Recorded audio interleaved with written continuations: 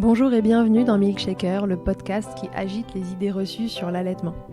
Je suis Charlotte Bergerot-Palisco, je suis la maman d'un petit garçon de 2 ans que j'ai allaité durant 1 an et je suis la créatrice de ce podcast. Dans la vie, je suis ostéopathe et spécialisée en périnatalité. Je m'occupe des femmes en général, de leur désir de grossesse à leur postpartum, des bébés et des enfants. J'accompagne spécifiquement certaines problématiques d'allaitement en libérant les bébés des tensions qui les empêchent de téter correctement, permettant un allaitement serein pour la mère et l'enfant. Au fil des consultations, je me suis rendu compte que le principal frein à l'allaitement, c'était le manque d'informations, de partage d'expériences et de vécu dans une société où l'allaitement n'est pas une norme. Je vous propose donc d'interroger avec moi des mères et des pères sur leurs expériences, mais aussi de vous informer auprès de professionnels spécialisés en allaitement.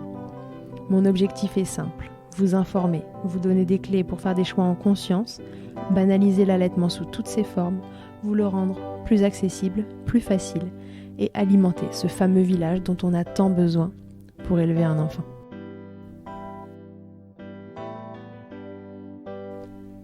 Si vous aimez ce podcast et que vous souhaitez le soutenir, c'est très simple. Notez-le, abonnez-vous et mettez un commentaire avec 5 étoiles de préférence en fonction de votre plateforme d'écoute. Mais surtout, partagez-le sur les réseaux sociaux @milkshakerpodcast pour le faire connaître. Vous avez désormais la possibilité de faire un don pour soutenir Milkshaker et par la même occasion soutenir une association. En effet, 50% des dons seront reversés à des associations qui en ont besoin. Ce mois-ci et jusqu'au 1er juillet 2021, Milkshaker commence très simplement par soutenir IJ, une association pour laquelle je suis bénévole en tant qu'ostéopathe, fondée par Catherine Ribus et qui a pour vocation de prodiguer des soins ostéopathiques gratuits pour les femmes et les enfants. J'y tiens tout particulièrement car c'est cette association qui m'a permis de connaître Catherine et c'est par ce biais que nous nous sommes découvertes et lancées dans l'aventure folle de créer en région parisienne un centre de soins pour les femmes et les enfants. Pour plus d'informations et pour faire un don, rendez-vous donc sur mon site internet charlotte-bergerot.fr, rubrique Milkshaker. Et comme il se dit couramment que c'est avec de petits ruisseaux qu'on fait de grandes rivières, je vous précise qu'il n'y a pas de petits dons. Et maintenant, place à l'épisode. Nous retrouvons aujourd'hui Catherine Fontenelle, vous l'avez déjà entendue dans l'épisode 9 de Milkshaker où elle nous parlait des démarrages d'allaitement et de l'accompagnement de l'allaitement au sens large. Aujourd'hui, on vous parle de la reprise du travail et il y en a des choses à dire. Quel sera votre choix ? Continuer de donner exclusivement votre lait, mettre en place un allaitement mixte, tout arrêter et sevrer votre bébé ? Quel contenant choisir pour mon bébé ? De quel matériel est-ce que j'ai besoin ? Je dois me préparer et préparer mon bébé en avance, avant la reprise du travail ? Quels sont mes droits ? Catherine répond aux 1000 questions que vous pouvez vous poser à l'approche de cette étape si importante, se séparer de son bébé, le confier, faire confiance, mais assurer une continuité. On sait ô combien les temps accordés aux congés parentaux en France ne vont pas dans le sens d'un allaitement serein, mais dans cet épisode, on va tenter de vous rassurer, de trouver des solutions pour que cette transition se fasse le plus en douceur possible. Je vous laisse écouter Catherine et vous allez voir, à ses côtés, tout se passe bien. Belle écoute. Bonjour Catherine, bienvenue dans Milkshaker. Bonjour Charlotte. Aujourd'hui, on vous retrouve avec Catherine depuis EG4U. EG4U, c'est le centre que j'ai créé l'année dernière avec mon associé, dans lequel Catherine et moi, on travaille et qui est dédié à la femme et à l'enfant. Et donc, Catherine reçoit des patients et moi aussi. Alors voilà, on est très content de vous recevoir depuis ici et on va vous parler de la reprise du travail quand on allaite. Quelles sont vos options, quels sont vos droits, comment on s'y prend, quel matériel on utilise. Bref, on va essayer de répondre à toutes les questions possibles et imaginables que vous pouvez vous poser à ce sujet. Donc Catherine, ma première question, ce serait déjà à quoi j'ai le droit si je veux reprendre le travail et que je veux continuer d'allaiter mon bébé, que ce soit un peu, beaucoup ou passionnément. Qu'est-ce que j'ai le droit de demander à mon employeur ? Alors, une maman allaitante qui reprend le travail a droit à 1 heure par jour pour tirer son lait, c'est la loi. Donc, scindée en 2 demi-heures, elle peut tirer le matin, tirer également l'après-midi. Voilà. Donc, elle n'a pas forcément un lieu spécifique qui lui est proposé pour tirer son lait. Seules les entreprises de plus de 100 salariés sont dans l'obligation d'avoir une pièce dédiée, on appelle ça une chambre d'allaitement, pour que les mamans puissent tirer leur lait. Ok. Et alors, si mon entreprise n'a pas d'endroit comme ça, qu'elle ne peut pas me le proposer, quelles options vont s'offrir à moi si jamais je suis quand même pas hyper à l'aise à l'idée de sortir mon tire-lait en plein milieu de l'open space ? Alors, ce que je propose aux mamans, lorsqu'on fait une préparation, on va dire, au moment de la reprise du travail, c'est déjà de se renseigner, savoir s'il y a une infirmerie dans l'entreprise. Voilà. Et souvent, les mamans n'y pensent pas. Alors, l'infirmerie peut être à l'intérieur ou bien à l'extérieur de l'entreprise. Mais elles peuvent tout à fait se rendre à l'infirmerie pour tirer leur lait. Et dans ces cas-là, elles prennent contact avec l'infirmière pour voir comment organiser les choses et avec leur responsable avant la reprise du travail. Alors ça peut être également, je sais pas, le petit restaurant qui se trouve à côté de son lieu de travail. Un petit, alors en ce moment, c'est pas trop d'actualité, mais j'espère que bientôt on pourra reprendre une vie un peu normale. Et dans ces cas-là, on peut penser la petite brasserie où on déjeune le midi, demander au patron si éventuellement il n'aurait pas une petite pièce, un petit endroit, une petite réserve. Dans le frigo. Voilà, dans le frigo, quand même pas, juste pour la conservation du lait. La conservation du lait. Pour que la maman puisse tirer son lait. Alors, il y a des mamans qui tirent dans leur voiture, parfois dans un parking. C'est pas très confortable, mais c'est quand même mieux que dans les toilettes. Ouais, c'est quand même plus sympa. Ouais, en tout cas, voilà, ça c'était le premier point qu'on voulait aborder. Vous avez des droits, vous avez le droit de demander ce temps-là et il doit vous être offert. Alors, il n'est pas forcément rémunéré, mais en tout cas, vous avez le droit de le prendre. Et à partir de 100 salariés, tu le disais, vous pouvez avoir accès à une salle, en fait. L'entreprise doit dédier une salle à cet effet. Ok, très bien. Alors, comment ça se passe quand les mamans viennent en consultation pour la reprise du travail? Quelles sont les grandes questions qui se posent à elles? Quelles sont leurs plus grandes questions, angoisses, interrogations? Raconte-nous, puisque tu en fais beaucoup des reprises du travail. Oui, alors la reprise du travail, c'est toujours intéressant parce que la maman se pose évidemment mille et une questions et puis il y a une grosse charge émotionnelle, c'est-à-dire qu'on reprend le travail, on va changer de rythme, on va se séparer, être séparé de son bébé, on va confier son bébé. Alors à une crèche, évidemment, crèche, assistante maternelle ou autre. Donc la maman a beaucoup d'interrogations, mais il y a aussi le côté psychologique qui est à prendre en compte. Donc on va essayer, moi j'accueille évidemment la demande de la maman, on va mettre tout à plat et puis on va voir comment on peut organiser les choses. Alors souvent les mamans viennent avec, en se disant je vais peut-être sevrer parce que je reprends le travail et ce sera beaucoup plus simple pour moi. Mais en fait, en discutant avec la maman et au fil de la consultation, on se rend compte que finalement, on n'est pas obligé de sevrer son bébé. On peut tout à fait organiser les choses de façon à pouvoir continuer et faire perdurer cet allaitement. Et ce qui est important, parce que un enfant qui va rentrer en collectivité, c'est un enfant qui va être exposé aux germes. Comme je dis, la crèche, c'est un bouillon de culture. Donc, quand on sait tout ce qu'apporte le lait maternel en termes d'immunité, et au-delà des 6 mois, évidemment, ça peut être 2 ans, 3 ans. L'OMS dit aujourd'hui 2 ans d'allaitement avec la diversification qui vient s'imbriquer aux alentours de 6 mois. Mais c'est vrai que c'est important d'encourager les mamans à continuer l'allaitement en reprenant le travail. Alors évidemment, ce qui revient souvent, c'est la fatigue, l'organisation, le choix du tire-lait, la conservation, les quantités, le contenant, comment je vais donner, comment le lait sera donné à mon bébé, et si mon bébé refuse le biberon. Ouais, ça c'est une grande question. Et si mon bébé refuse le biberon, comment je fais? On va essayer de répondre à toutes ces questions. Alors, donc du coup, quand tu as une maman qui arrive en consultation pour une reprise du travail, les consultations, elles vont du sevrage complet finalement à maintenir un allaitement exclusif, mais pas que au sein, c'est ça. En fonction de l'âge du bébé, c'est différent aussi, j'imagine? Oui, c'est différent parce que pour un petit, on va dire un bébé de 3-4 mois, 6 mois, on aurait tendance à proposer le biberon, de proposer le lait de la maman au biberon. Au-delà de 3-4 mois, on peut commencer à proposer à la tasse. Alors souvent, les assistantes maternelles ou les professionnels de la petite enfance ne sont pas très à l'aise avec ça. Et puis, si l'enfant a plus de 6 mois, on se dit que l'option biberon, on peut à la limite proposer autrement, comme je te dis, avec une tasse, une petite tasse à bec. Alors la tasse à bec, quelquefois on évite parce que souvent la tasse à bec n'est pas tout à fait adaptée dans le sens où l'enfant qui boit avec une tasse à bec a tendance à avoir toujours la tête en hyper extension, mais on a une tasse à 360 degrés. Alors ça, je propose aux mamans de regarder à quoi ça ressemble, hein, et le bébé va plutôt aspirer le lait. Bon, évidemment, il faut que l'enfant soit un petit peu plus grand. Suivant l'âge de l'enfant, on va s'adapter. Et puis l'enfant peut boire le lait également au verre. Hein. Ouais, tout à fait. Ok, alors de quoi est-ce que je vais avoir... Partons du principe que j'ai envie de reprendre le travail, mais que peu importe allaitement exclusif ou mixte pour l'instant, parlons juste de comment je vais m'y prendre pour tirer mon lait, etc. De quel matériel je vais avoir besoin pour faire perdurer un allaitement exclusif ou un bout d'allaitement en reprenant le travail? Alors, la première chose, déjà, c'est pouvoir mettre le bébé au sein quand le bébé est avec la maman.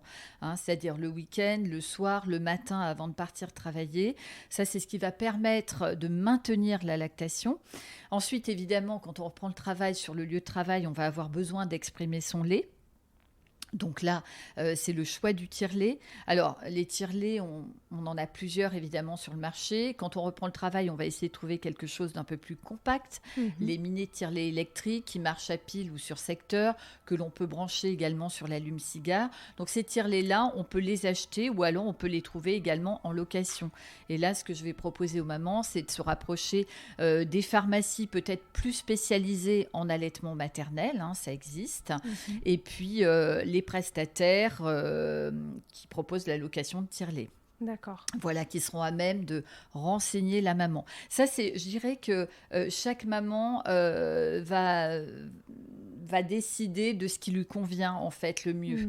Hein, j'ai des mamans qui vont partir avec le tire-lait qu'elles avaient peut-être depuis le démarrage de l'allaitement, parce qu'elles se déplacent en voiture et que pour elles, elles trouvent que c'est plus simple et voilà, n'ont pas forcément envie de changer.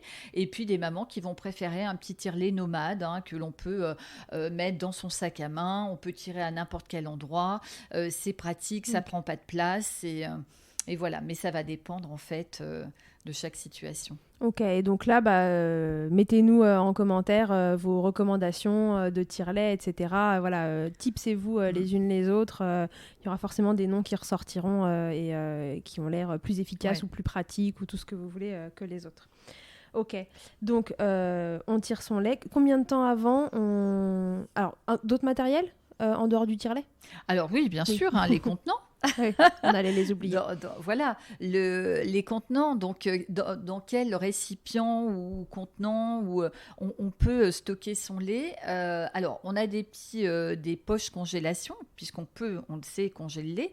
Hein, soit on va garder le lait frais et on l'amènera à la crèche ou à l'assistante maternelle, soit on va congeler son lait. Alors, généralement, les mamans commencent à faire des stocks, ça dépend. Hein, une maman qui est un peu... On est toujours un peu inquiète avant la reprise du travail et les mamans aiment bien s'organiser avant.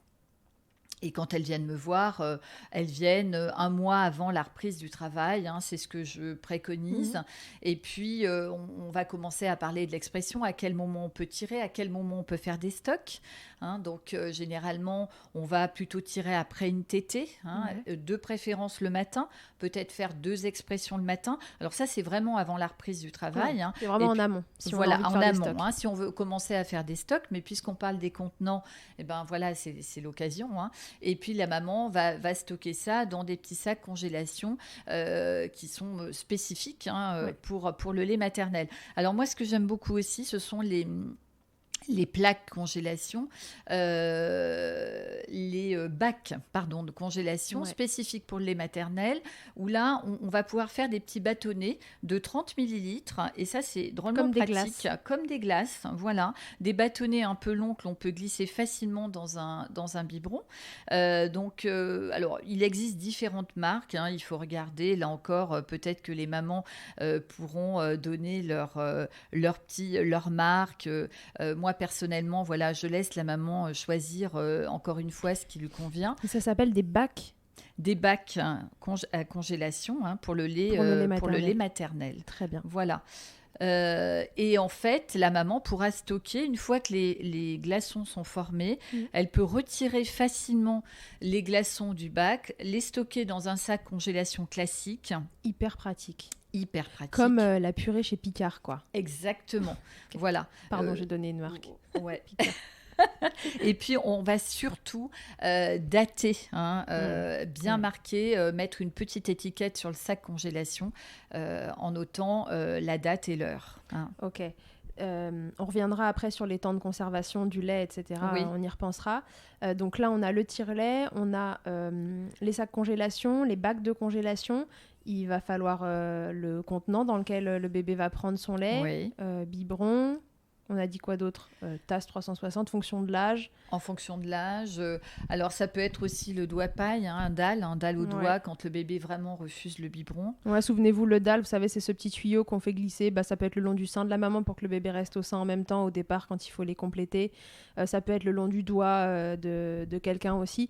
Et donc, ça permet que le bébé ait un mécanisme de succion à peu près correct et que du coup, le lait vienne en même temps puisqu'il l'aspire le long du petit tuyau.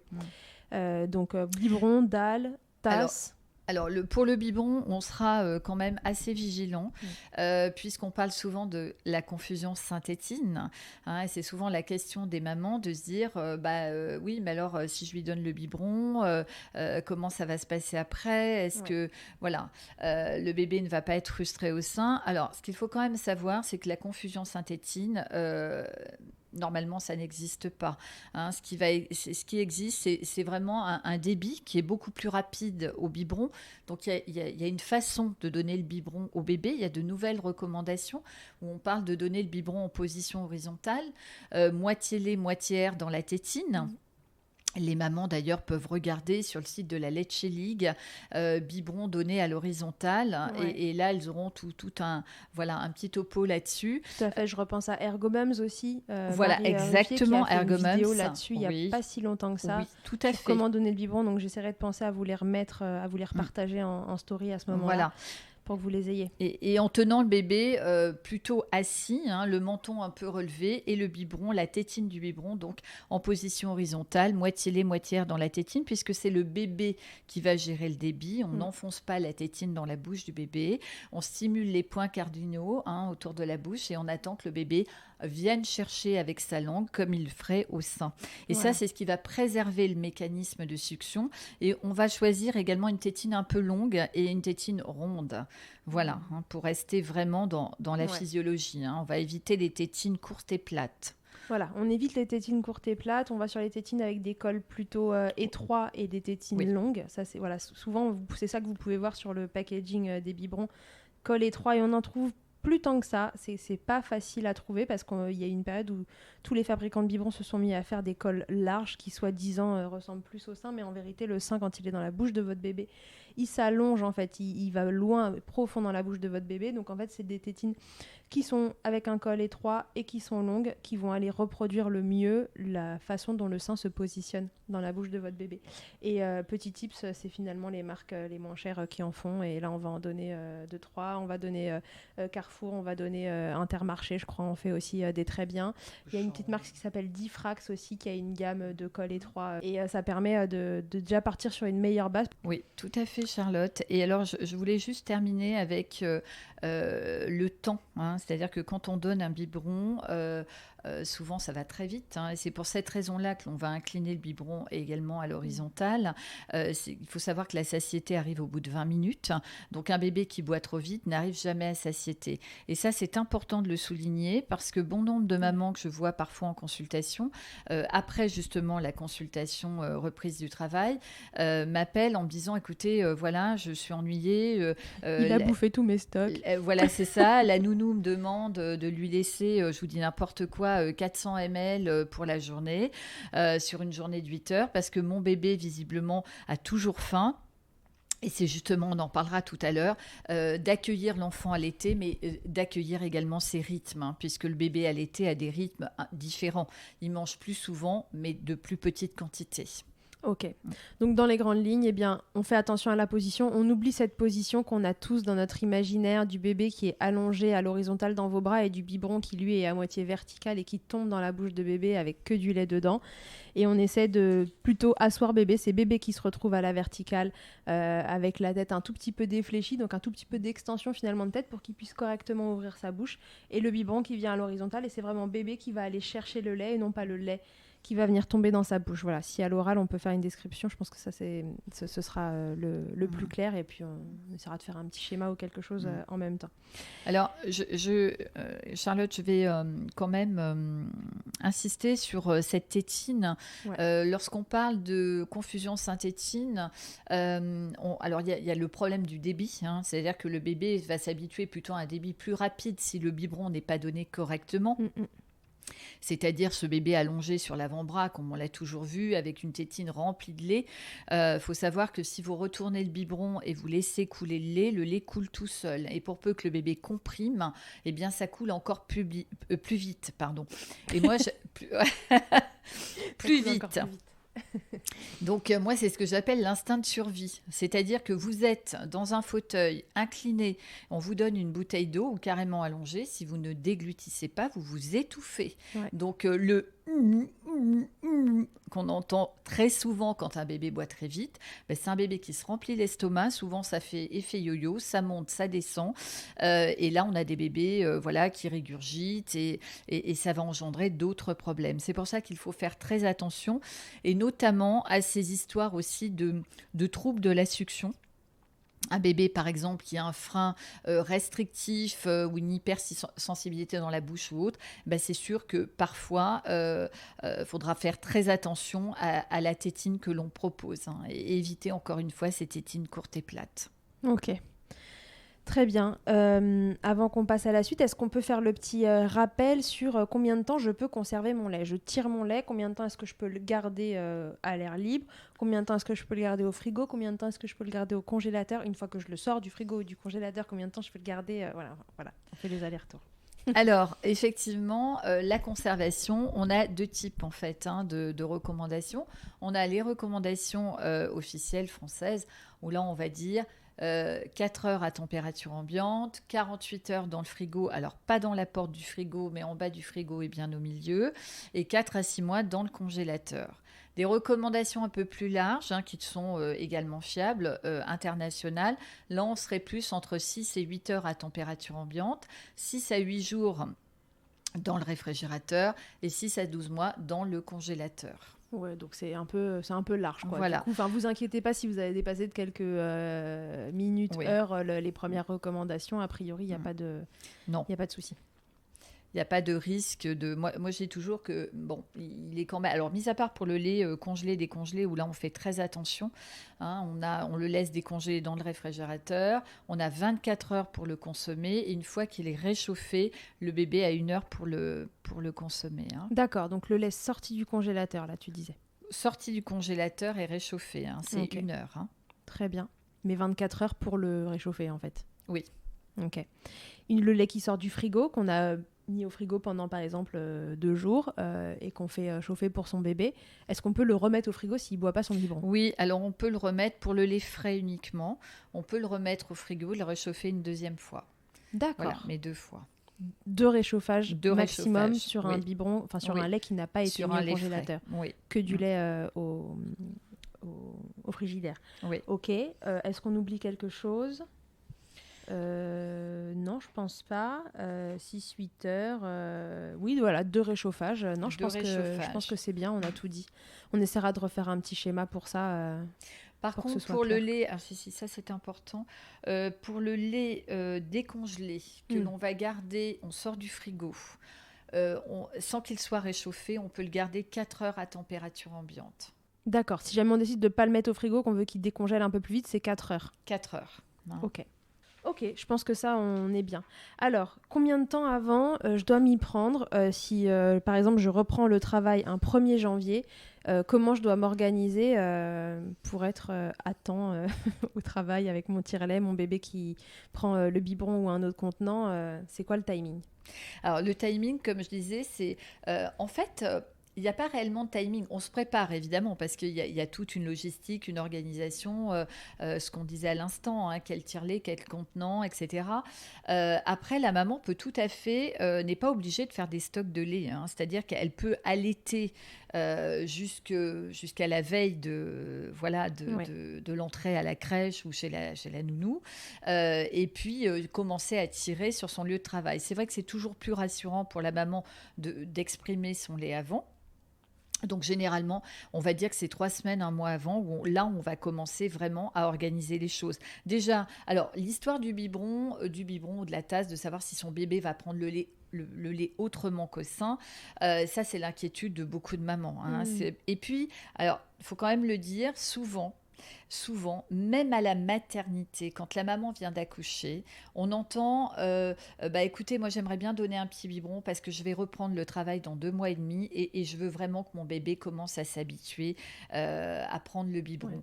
Alors ça, évidemment, on va rassurer la maman, on va lui expliquer, il n'y a vraiment pas d'urgence. Et souvent, ce que je dis, c'est pas très sympa pour les professionnels, mais je dis à la maman, en fait, c'est pas votre problème. C'est-à-dire que si le bébé refuse le biberon, évidemment que ça va inquiéter la maman. Mais en même temps, la professionnelle, elle sait quoi faire. Elle sait qu'un enfant peut refuser de s'alimenter pendant ce temps d'absence. Et donc, c'est elle qui va trouver des stratégies. Déjà, pour rassurer les parents, quand le soir, la maman vient récupérer son bébé, c'est sûr que si la professionnelle lui dit « écoutez, on est inquiet, il n'a rien mangé, ça ne va pas du tout. » La pauvre maman, déjà pour elle, ça a été compliqué. Elle arrive le soir, elle a déjà cette grosse charge émotionnelle. Elle retrouve son bébé, elle n'a qu'une envie, c'est de se dire que son bébé a mangé dans la journée. Si la professionnelle lui renvoie des choses très négatives, c'est vrai que ça va être compliqué pour la maman. Donc, il y a vraiment, j'ai envie de dire, une collaboration entre, on va l'appeler la gardienne, hein, la personne qui va garder le bébé, la professionnelle, que ce soit l'auxiliaire de périculture en crèche, que ce soit la nounou, pour essayer déjà d'en discuter. Et puis ça, on va le voir au moment de l'adaptation, hein, comment les choses vont s'imbriquer et comment ça va se passer. Donc la maman va avoir un rôle aussi important, et c'est pour ça aussi que c'est super de pouvoir se préparer avant, c'est d'avoir des petits outils pour trouver je cherche le mot, une organisation, voilà, avec l'assistante maternelle ou l'auxiliaire de périculture. Okay. Et puis, ce qui va être important, c'est d'évoquer aussi comment fonctionne cet enfant, hein. Voilà, si c'est un bébé qui est habitué à, je sais pas, qui a 4 mois et qui tète 12 fois par 24 heures, ça, il va falloir l'expliquer à la professionnelle, hein. C'est que ce bébé, il va pas être calé sur des heures, hein. C'est-à-dire qu'il va pas téter à 11 heures, à 15 heures et à 17 heures. Ouais, ok, ouais, donc de l'importance que le professionnel en fait ait connaissance des rythmes de ce bébé allaité, parce qu'en plus il est différent d'un bébé à l'autre. Alors en amont, je crois que c'est un point important que tu voulais aborder, c'est la confiance qu'on peut porter au professionnel qu'on a en face. La confiance, il faut faire confiance à la personne qui va garder votre enfant. Et je sais ô combien c'est compliqué parce que les modes de garde, c'est compliqué, hein. Faut trouver, on est déjà à la maternité qu'on pense au mode de garde en se disant mais voilà, est-ce qu'on va avoir une place en crèche, est-ce que on aura une place chez l'assistante maternelle, et puis est-ce que ça va bien se passer. Alors lorsqu'on confie un bébé à la crèche, on se dit que ce sont des professionnels, qu'elles sont formées. Ça rassure souvent les parents. L'assistante maternelle, c'est une personne qui travaille seule, qui se retrouve avec 2-3 bébés. Après, c'est un recrutement. C'est-à-dire que vous allez la choisir, vous allez lui dire ce que vous attendez d'elle, vous allez voir un petit peu comment elle fonctionne. Et voilà, on va essayer d'instaurer un climat de confiance mutuelle. Ouais. Voilà, c'est ça qui est important. Il faut que vous fassiez une équipe. Exactement. Hein, c'est important, vraiment. Okay. C'est à ce prix-là aussi qu'elle pourra comprendre les rythmes de votre bébé. Il faut qu'elle sente que vous pouvez lui faire confiance ou qu'il peut vous faire confiance. Et inversement. Oui. Ok, très bien. Donc on a dit qu'on s'y prenait finalement à l'avance, mais pas trop. Voilà, il y a nécessité en effet de se rassurer. Mais alors, est-ce que du coup c'est utile de préparer son bébé au biberon plusieurs semaines avant ? Alors, le risque, c'est aussi une perte de confiance pour la maman et une part de culpabilité.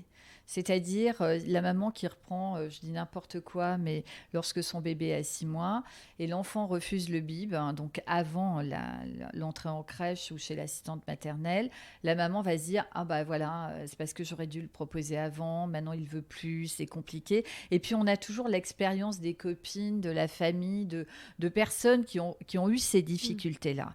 Alors moi j'ai envie de faire passer un message à toutes les mamans, c'est qu'en fait chaque enfant est différent. Les bébés ne sont pas clonés.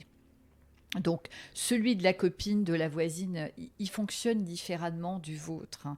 Et là encore, il faut instaurer un climat de confiance avec son bébé.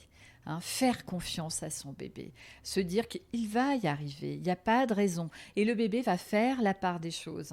Hein, c'est-à-dire que quand il sera avec la nounou, eh bien, ou avec l'auxiliaire en crèche, il prendra le lait de sa maman autrement. Mais c'est une adaptation. Il faut du temps. Hein, c'est pas évident pour le bébé. Hein, c'est-à-dire du sein de sa maman avec le lien vraiment fusionnel qu'il a, l'odeur de sa maman, les bras de sa maman, il se retrouve dans les bras entre guillemets d'une étrangère, et il sait pas, il la connaît pas, il faut faire connaissance, voilà, et il faut s'approprier aussi ce nouvel objet, hein, qui va l'aider à se nourrir pendant le temps de garde. Donc moi je dis que les bébés savent, et il faut leur laisser du temps.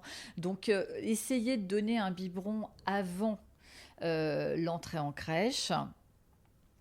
Quand je vois que la maman, je vois que c'est important pour la maman, je lui dis ok. Alors dans ces cas-là, on peut essayer, mais c'est pas vous qui allez donner le biberon.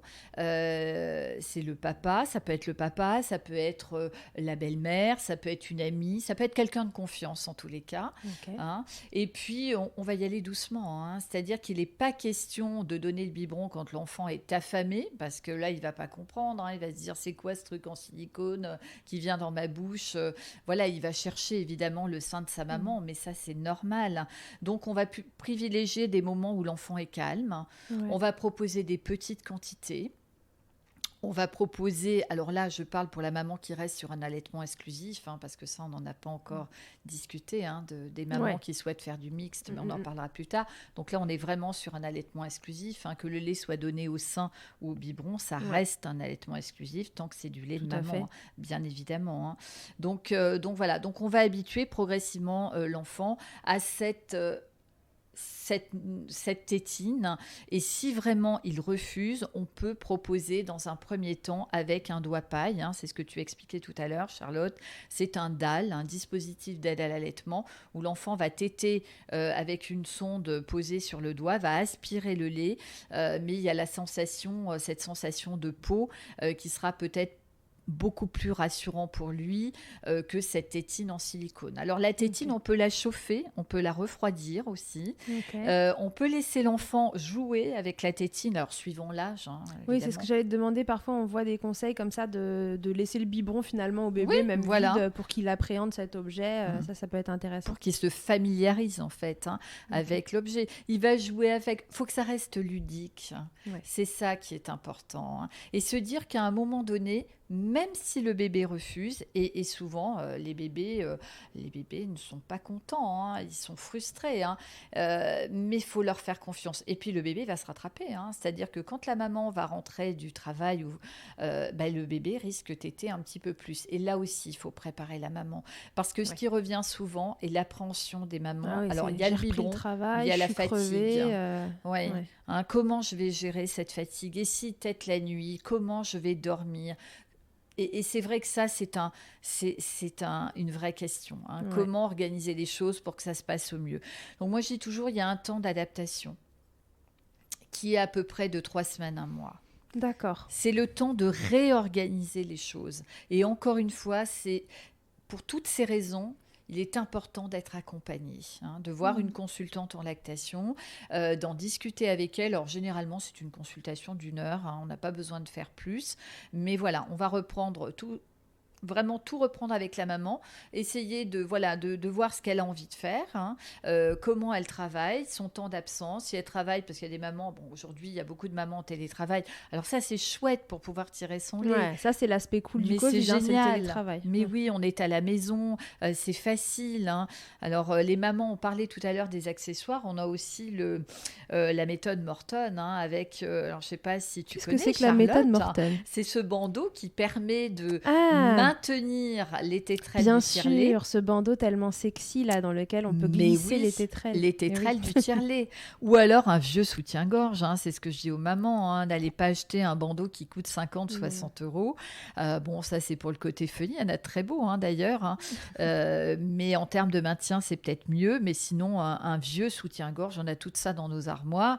On fait 2 trous dans le soutien-gorge et là, on va pouvoir fixer les tétrelles. Ce qui fait que même si vous avez des mails envoyés, alors évidemment, on va éviter les visios, mais vous pouvez très bien, pendant 15 minutes, hein, on tire son lait pendant 15 minutes, envoyer des mails et comme ça, on fait autre chose en même temps, hein. Yes. Il n'y a pas de perte de temps. Mais on perd jamais du temps lorsqu'on tire son lait pour son bébé, hein. Par rapport à la fatigue, ça c'est quelque chose que l'on évoque en consultation reprise du travail. J'ai expliqué à la maman qu'elle peut être fatiguée et si elle est fatiguée, on peut avoir une baisse de lait. D'où l'importance de mettre son bébé au sein, hein, très régulièrement, le week-end, le soir, le matin, hein. Alors, on en parlera, comment s'organiser, c'est du cas par cas, hein. C'est-à-dire que pour une maman qui va travailler, par exemple, du lundi au vendredi, qui part de la maison à 8h et qui récupère son bébé à 18h, elle mettra peut-être son réveil avant. Alors, tout dépend, c'est pareil, chaque bébé a un fonctionnement différent, hein. C'est un bébé allaité, hein. Mais quand une maman me dit, habituellement, il tète vers 6h, bon, elle va faire lui donner le sein à 6h. Et ensuite, elle peut peut-être à la crèche, parce que certaines crèches acceptent, ou chez l'assistante maternelle, juste avant de partir, redonner une petite tétée, hein. Et puis, elle va retirer 1 ou 2 fois dans la journée, hein. Voilà. Et puis, évidemment, le soir, c'est de l'open bar. Et la nuit, c'est la même chose, hein. Le bébé risque de téter un peu plus la nuit. Bon, à un moment donné, ça va peut-être se caler, hein. Alors, un bébé allaité tète la nuit, hein, et parfois pendant des mois, voire les premières années. Et ça, j'ai envie de dire que c'est normal, hein, c'est la nuit que l'on produit le plus de lait. C'est ce qui permet aussi d'entretenir la lactation. Donc, pour toutes ces raisons-là, c'est important, hein, voilà. Mais on peut avoir avec la fatigue parfois une petite baisse de lait. D'où ces mamans qui posent la question en disant, mais est-ce que par exemple je peux donner une tétée le matin et le soir et est-ce que j'ai besoin forcément de tirer dans la journée? Alors, le risque pour la maman, c'est l'engorgement. Hein, c'est-à-dire que si la maman ne tire pas son lait de la journée, d'abord, elle risque d'être à un moment donné très inconfortable. Et puis c'est surtout que si elle ne tire pas son lait, il y a une réponse hormonale qui ne se fait pas et on risque d'avoir une baisse de lait et un risque sévère d'engorgement. Donc, il faut que la maman soit à l'écoute de son corps, hein. Oui, c'est ça. Voilà. C'est possible. Il y en a qui le font, mais Ouais. et soyez à l'écoute de votre corps et de vos seins. Exactement. Est-ce que ça fonctionne? Est-ce que du coup, ça Ouais. génère pas une trop grosse baisse de lactation dans votre cas? Et c'est toujours pareil, les lactations, mais les bébés sont différents.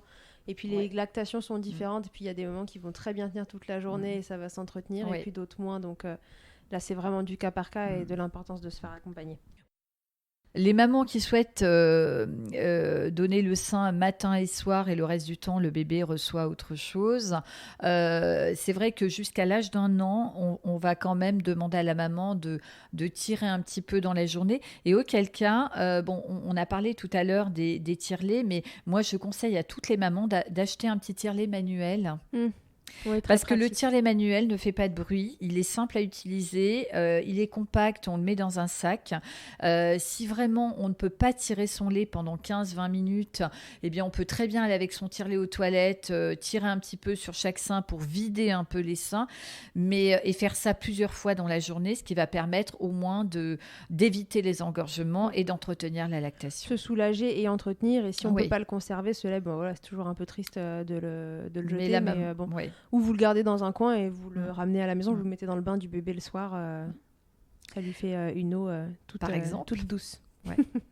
Et puis, on n'a pas parlé du sac de transport. C'est la question qui revient souvent, évidemment. On peut utiliser un sac isotherme ou une petite glacière en mettant 1 ou 2 blocs de glace et on peut garder le lait comme ça pendant 24 heures à 15 24 degrés, heures dans la glacière, le lait frais. sans aucun problème, avec 2 blocs de glace. Donc, même si vous ne disposez pas du frigo qui est dédié au personnel parce qu'on n'a pas forcément envie, parce que ça va dégoûter tel et tel collègue, parce qu'on n'a pas envie de le mélanger avec le reste. Je dis ça, Charlotte, parce que je l'entends souvent. Et dans ces cas-là, on le garde au pied de son bureau, dans son petit sac isotherme ou sa petite glacière, et ça ira très bien comme ça. Ouais, et on est vraiment large sur le timing. La glacière avec des pains de glace de temps le matin, ça va largement tenir jusqu'au soir. Vous n'avez aucun souci à vous faire. Ok. Bon, et du coup, revenons quand même sur cette question qui inquiète tant les mamans. Qu'elles aient préparé le terrain des semaines en amont ou qu'elles ne l'aient pas fait, bébé décide de refuser catégoriquement de prendre le lait de maman ou tout autre lait d'ailleurs, autrement qu'au sein. Qu'est-ce que ça engendre finalement en quoi est-ce un problème ou pas un problème? Alors là, on va revenir au fait que c'est individuellement qu'on considère ça comme un problème ou non et que c'est un peu à vous de juger si c'est un problème pour vous parce qu'il n'y a personne d'autre que vous qui pouvez juger ça. Mais qu'est-ce que ça implique en termes de lactation, etc. Pour le bébé? Comment je peux m'en sortir si je souhaite continuer d'allaiter exclusivement, que je tire mon lait la journée et que mon bébé il en veut pas? Comment j'avance comme ça? Au bout de combien de temps ça va se décanter? Alors, généralement, mais c'est généralement, parfois ça peut durer une dizaine de jours. Parfois plus, mais c'est rare. D'accord. Donc, on va être on va essayer de rassurer le bébé. Et je trouve que c'est encore une fois, c'est important de soulever ce questionnement qui prend la tête de beaucoup de mamans, qui les inquiète. Et pour cause, c'est normal. C'est qu'on aurait tendance, au moment de la reprise du travail, à prendre un peu de distance parfois avec son bébé. C'est-à-dire essayer de le confier un peu plus pour dire, la source n'est pas proche et donc ça va lui permettre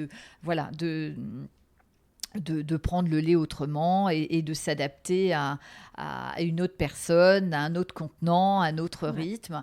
En fait, j'ai envie de dire que c'est tout le contraire. Le bébé a besoin de réassurance. Il sent que quelque chose se prépare, tout comme la maman. C'est pour ça que ce que je disais, Charlotte, tout au début là, du podcast, c'est qu'on va travailler vraiment sur l'émotionnel. Essayer de rassurer la maman, essayer de voir ce qui va lui convenir. Est-ce que ça vous rassure de tirer votre lait avant? Est-ce que ça vous rassure que votre bébé prenne un biberon avant la reprise du travail? Et s'il ne le prend pas, comment ça va se passer? En fait, en parler avec le professionnel. Et souvent, ça va être presque le rôle de la maman, entre guillemets, de dire au professionnel: ne vous inquiétez pas, peut-être qu'il va refuser, mais je sais qu'il finira par prendre. Et en fait, on va peut-être inverser les rôles. C'est pour ça que la collaboration est importante, et faire confiance aux professionnels en disant: peut-être que ça sera difficile, mais voilà comment mon bébé fonctionne. Peut-être qu'en lui donnant comme ça, comme ceci, en position allaitement, debout, en marchant, en le berçant, ça va fonctionner. Quand le bébé est à moitié endormi, vraiment essayer beaucoup de contenance, beaucoup de portage avant la reprise du travail. Et ne pas essayer de prendre de la distance. Parce que le bébé va le sentir, il va s'accrocher comme une moule. Et il va encore plus refuser, peut-être. Mais peut-être pas.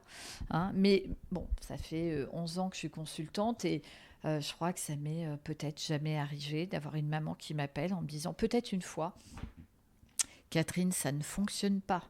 Alors oui, il y a des ratés au démarrage. Il a pris 30 avec son papa, mais derrière, il veut plus.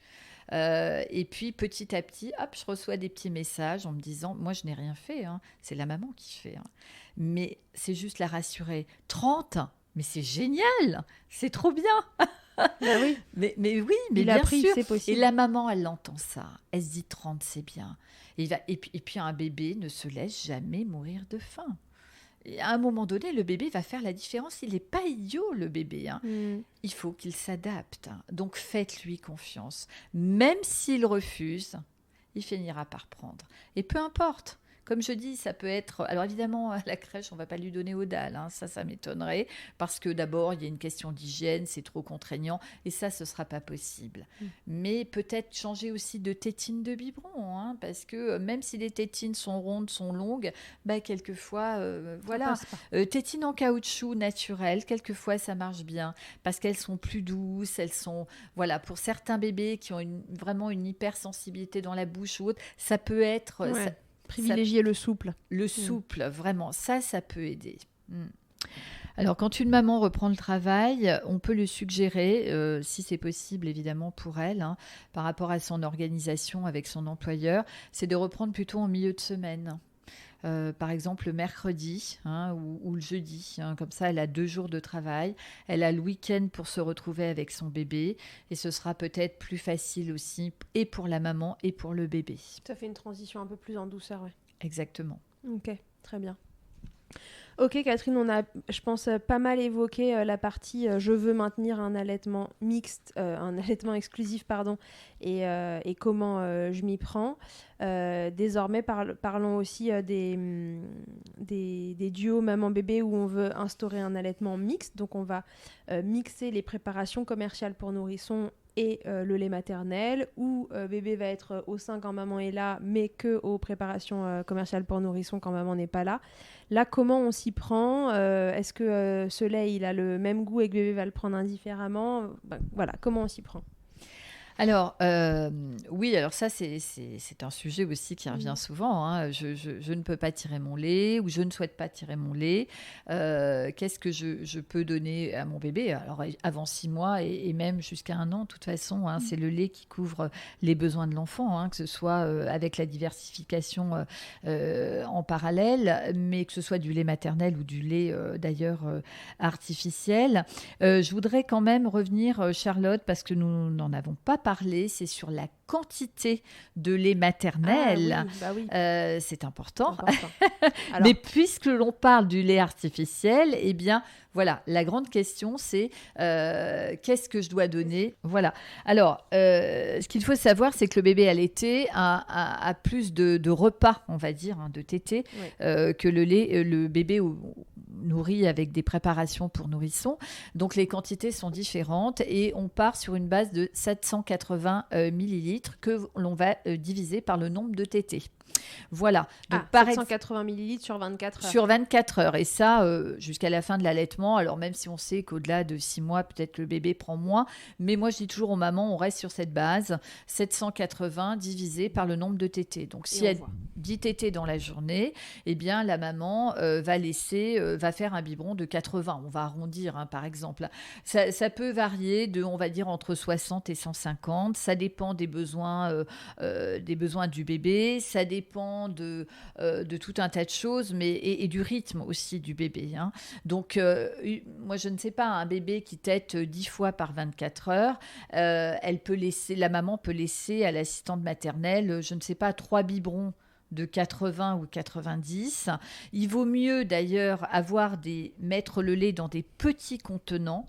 C'est pour ça qu'on fait très attention avec les sacs congélation spécifiques pour le lait maternel, parce que bien souvent c'est du 150 et une fois que c'est décongelé, il faut que ce soit consommé évidemment dans les 24 heures. Donc l'idée c'est de faire plutôt des glaçons, comme on disait tout à l'heure pour le lait congelé de lait maternel, ce qui permet à l'assistante maternelle, si elle prend le lait congelé, et la crèche, c'est pareil, de pouvoir doser en fonction des besoins de l'enfant. Mais on est vraiment sur cette formule 780 divisé par le nombre de tétés. Okay. Voilà. Et ensuite, on va s'adapter en laissant 3-4 biberons. Il vaut mieux laisser un peu plus en petite quantité plutôt que de laisser des biberons de 150 ou 180 que le bébé ne boira pas, que l'assistante maternelle ou l'auxiliaire de périculture en crèche jettera. Et mon Dieu, on sait ô combien le lait maternel est précieux. Tout à fait. Hein. Donc pour l'allaitement mixte, alors quand on ne peut pas tirer son lait et que la maman souhaite donner autre chose que du lait maternel pendant le temps de garde, eh bien elle va préparer des biberons ou l'assistante maternelle ou la crèche. Hein. On va se référer à ce qui est écrit sur la boîte de lait artificielle, hein, en essayant peut-être de donner un petit peu moins, mais il faut être sûr que l'enfant ait des apports. Donc jusqu'à 6 mois, on va donner des biberons. Hein, alors soit biberon, soit à la tasse, puisqu'à partir de 3-4 mois, l'enfant peut boire à la tasse. Après, je ne suis pas certaine que l'assistante maternelle ou l'auxiliaire en crèche soit à l'aise avec ça, mais bon, on peut toujours... Ça se tente. Ça se tente, exactement. Et au-delà de 6 mois, quelquefois, on peut remplacer un biberon par un laitage. Par exemple, au moment du goûter, hein, proposer un yaourt ou un fromage blanc ou autre. Hein, voilà. Okay. Donc, comment introduire ce lait, ces préparations pour nourrissons, commerciales pour nourrissons, dans l'alimentation de bébé quand il n'a été que au lait maternel avant ça. Donc, partons du prérequis qu'il prend des biberons, enfin que l'aspect mécanique de la prise de biberon est OK. Est-ce qu'il faut que je le prépare à ce nouveau lait en amont ? Alors, non, pas forcément. Non, on attendra que l'enfant rentre on va dire, dans une structure d'accueil. Ouais. Et puis, non, on n'a pas besoin de le préparer. Il est possible qu'il refuse. Alors, quand l'enfant refuse, ce que l'on peut faire, c'est fractionner. Hein, c'est-à-dire, c'est vrai que le lait maternel n'a pas du tout le même goût que le lait artificiel. Ouais. Hein, ça, c'est clair. Hein. Si les mamans ont déjà goûté les deux, eh bien, ça n'a rien à voir. Hein. Le lait maternel est sucré. Le lait artificiel a un goût très particulier.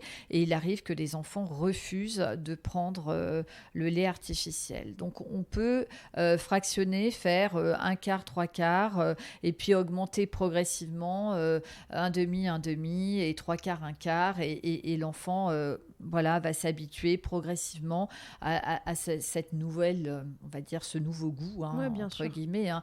C'est parfois pas évident, mais faut faire attention aussi au risque d'intolérance. Hein. Le lait ou d'allergie, éventuelle allergie, ouais. Des enfants qui supportent moins bien le lait artificiel puisque c'est de la protéine de lait de vache. Donc ça, il ne faut pas hésiter à en parler si éventuellement votre bébé changer, à son médecin, son pédiatre, pour refaire un point sur les différents laits que l'on peut trouver sur le marché suivant la sensibilité de l'enfant. Ok, je pense qu'on s'est dit pas mal de choses. Une des plus grandes craintes qu'on retrouve quand même, donc on en a déjà parlé, mais à la reprise du travail, c'est la peur de manquer finalement en fonction du rythme aussi qu'on choisit. On sait que le tire-lait, ça tire bien, mais ça tire jamais aussi bien qu'un bébé qui prend au sein. Donc la crainte des mamans, ça peut être éventuellement de manquer de lait. Est-ce qu'il y a des solutions pour ça qui peuvent accompagner la reprise du travail ? En plus, tu le disais tout à l'heure, souvent c'est fatigant la reprise du travail parce que pour bébé c'est un changement de rythme, mais il y a comme une période d'adaptation. Est-ce qu'il y a des choses qui peuvent nous aider dans cette période ?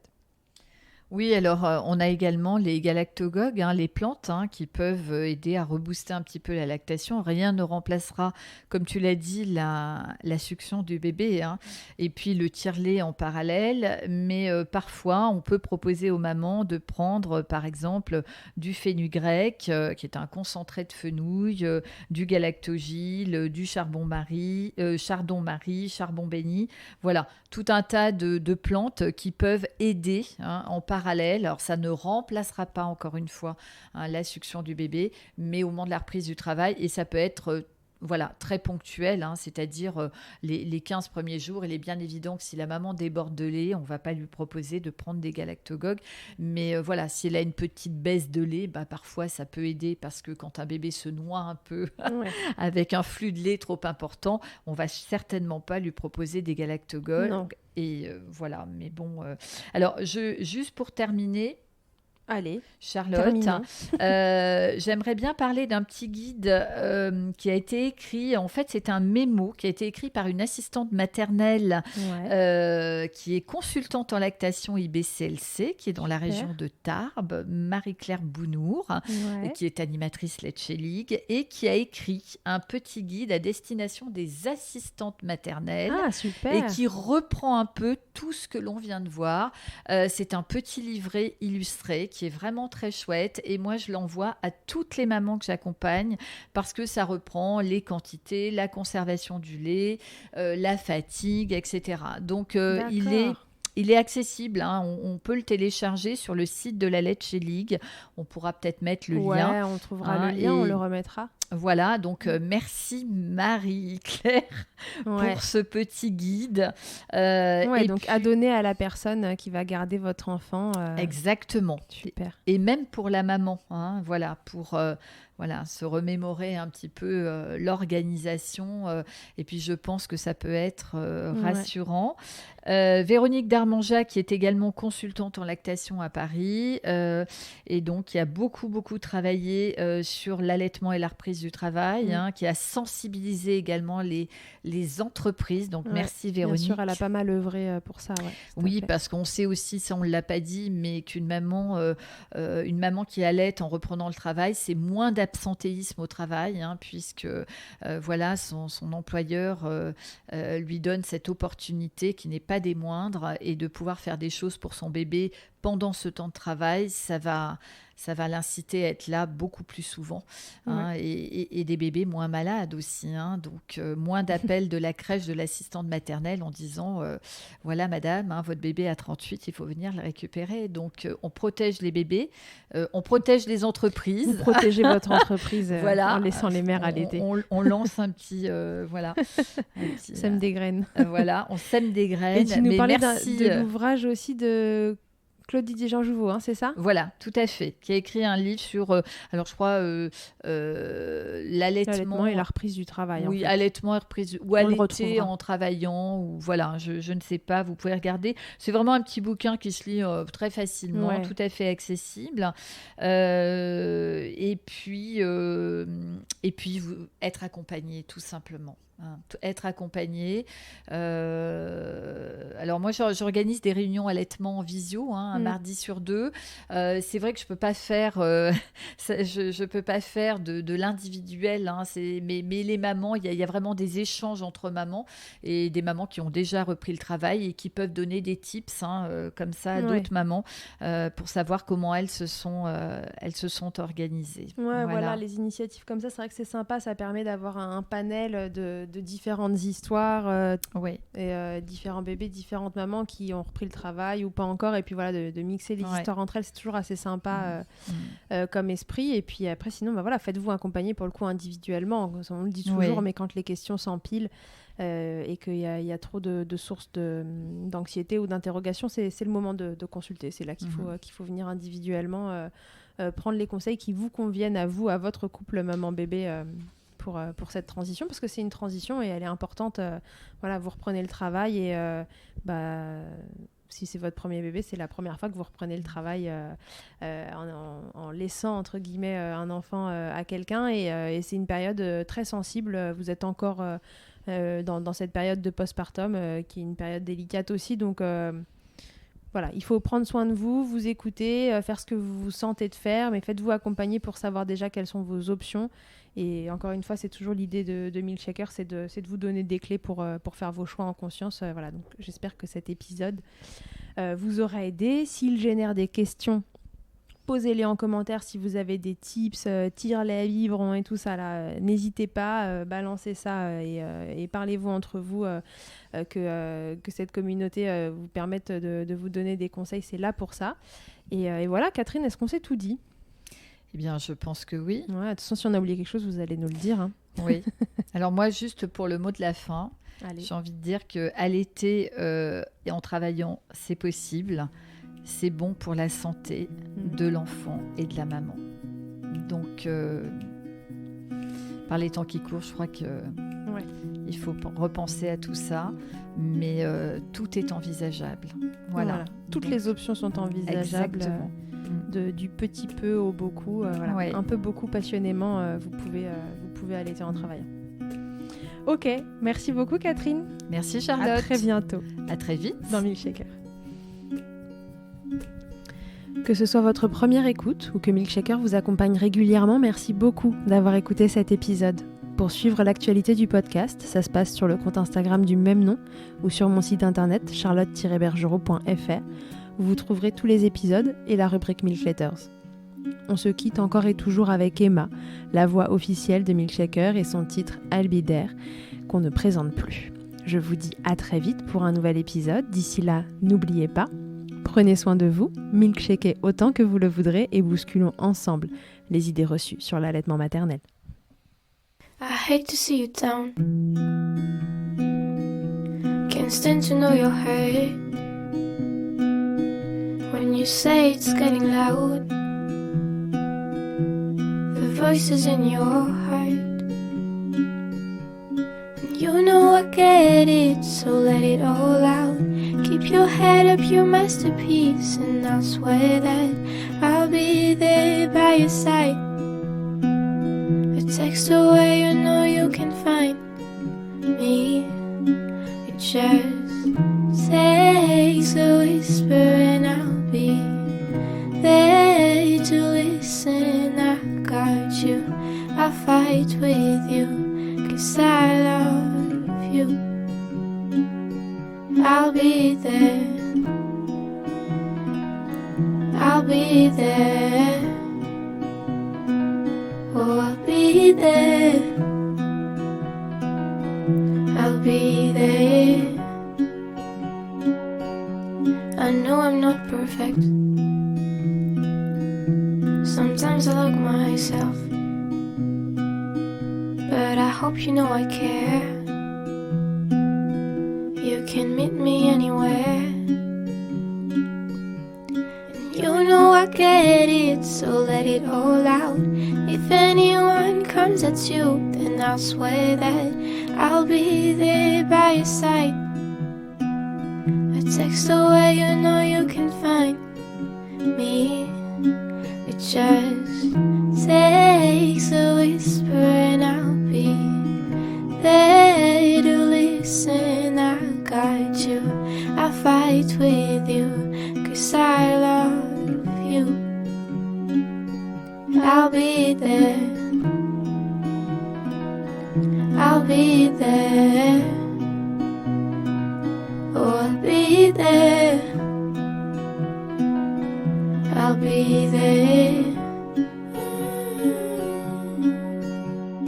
Just me every time I have you back, and I know that you do the exact same for me. Side by side, don't even need to talk. You know I get it, so let it all out. Keep your head up, your masterpiece, and I'll swear that I'll be there by your side. A text away, you know you can find me. It just takes a whisper and I'll be there to listen. I got you, I'll fight with you, 'cause I love you. I'll be there, I'll be there. So I'll be there, I'll be there for you.